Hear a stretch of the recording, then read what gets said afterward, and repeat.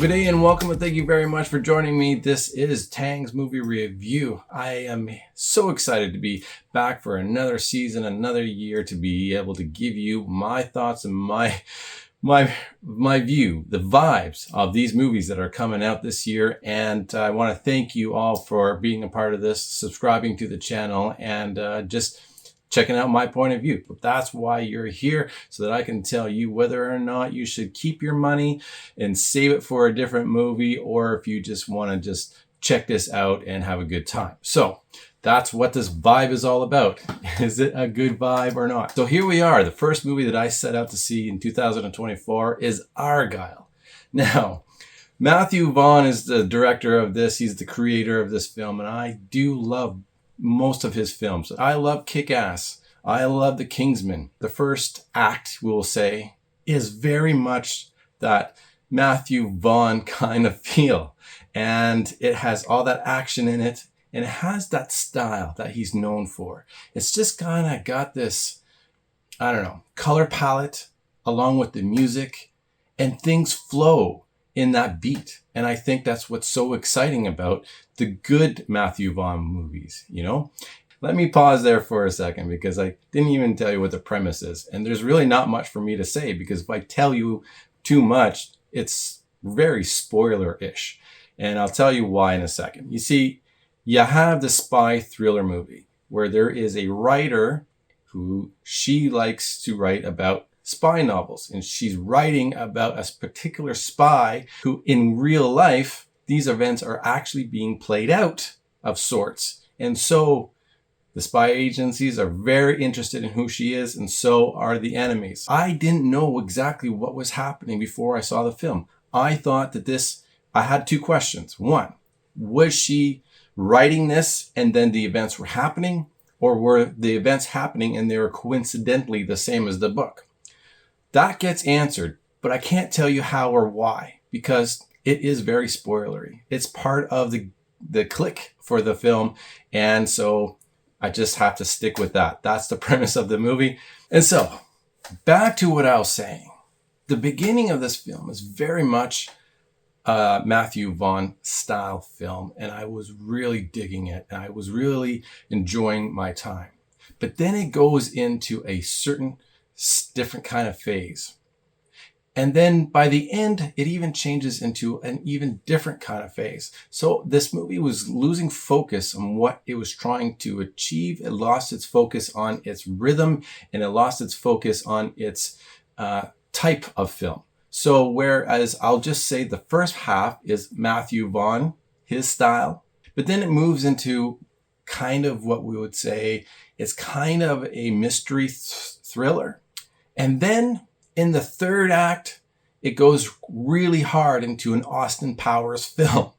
Now, I love Austin Powers. And, you know, if you sold me on the fact that this movie was going to be an Austin Powers film, I would have been, hey, awesome. I probably would have had a great time. But the film didn't start off that way. It sold me a different feel. It sold me a Matthew Vaughn type. And what we ended up getting was Matthew Vaughn into a mystery thriller and then into Austin Powers. So it was a little bit all over the place. And so the good things here is Sam Rockwell is the kick-ass spy here. He's the superhero spy who's out to protect this writer. And his performance is so cool. I mean, he's very much, if you can compare him as a Brad Pitt and a Bruce Willis. And not only that, if you took Brad Pitt and Bruce Willis and sat them together while they had a bunch of drinks, you know, not quite drunk, but they're feeling good, that's what we got. Well, again, when we move into the second half, and here's the thing about the second half. You know, at the end of a thriller, when you have your super detective and he's given away the secrets to what happened. He's revealing everything that is happening. Well, it's about an hour-long reveal. And what I mean by that is that there are so many twists. There's something really cool about these twists. But then the amount, and it drags on, it really becomes the gimmick. You start predicting that there is going to be another twist, and you're not wrong. That's the problem. See, when a twist comes into a film, it's supposed to hit you. It's supposed to shock you. You're supposed to go, whoa, I didn't expect that. But then when the twists are happening over and over and you have too many twists, you start to follow that rhythm and you know that there's going to be another twist. And the other part about these twists, it's so fun when a twist happens in front of your eyes. You didn't expect it. But then there is a problem when they start telling you the twist. There's only twice it happens, and it's in the exact same scene where a guy shows up to the door and you're surprised and you go, whoa, wasn't expecting that. And then a few seconds later, there's a thing that happens to a girl and you go, what the heck is going on? And it was a good twist. And that's what I mean, like a twist that just shows up on screen. But for the rest of them, they were all explained. It was just, let's sit down and have a tea and let me explain to you something. And in that explanation is the twist. Then we hit into the third act, in which, like I said, it's bonkers and it's really silly. It's cartoonish. And there's nothing wrong with that, typically, if that's what your movie is. If you're selling that to your audience, then just go with it and have a good time. Like Austin Powers. I love Austin Powers, and that's what we're talking about. These gimmicky, silly things. Okay, so the ending climax was absolutely bonkers with this action scene. And I tell you, I loved the action scene itself.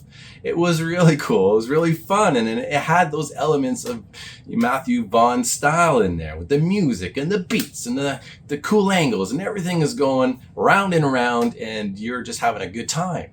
Except, like I said, it was bonkers and silly and cartoonish, and that's not what I was expecting. And I'm not too sure how you're going to feel. You might just love it all, and it's all cool. But for me, I just was loving the first act, didn't care for the second act, and then the third act kind of just threw me off the rails. I wish they would have stuck with what they began with and just rolled with it all the way to the end.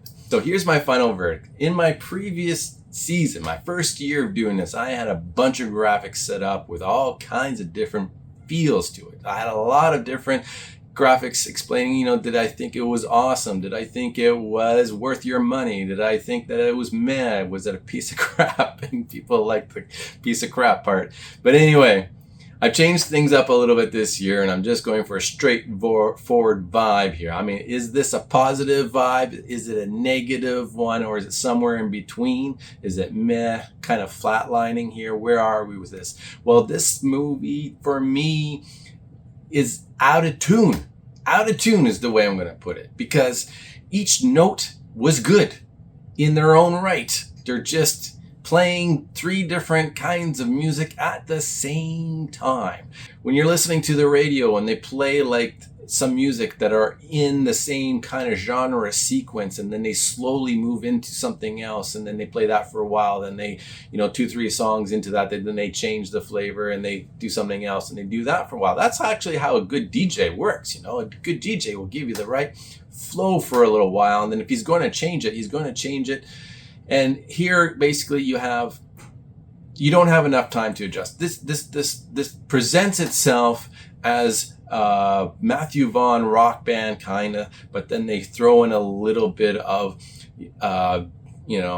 Columbo, and then they throw in a little bit of Austin Powers. So what is this? But I overall enjoyed myself.